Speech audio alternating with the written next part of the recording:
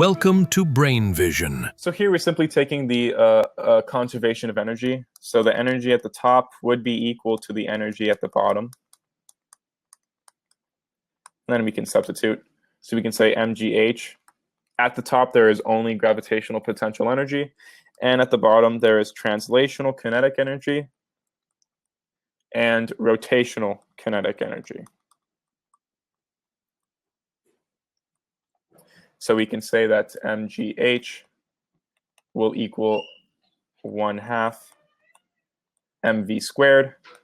This would be plus 1/2 times 1/2 mr squared multiplied by v squared over r squared, substituting in for the angular velocity. And this is simply going to be equal to 3 mv squared divided by 4. We can cancel out the masses. And we find that the velocity is simply going to be equal to the square root of 4gh over 3.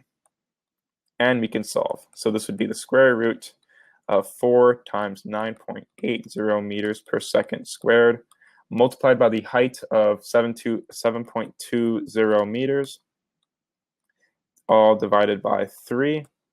And we find that the linear velocity is going to be 9.70 meters per second. So this would be our answer. That is the end of the solution. Thank you for watching.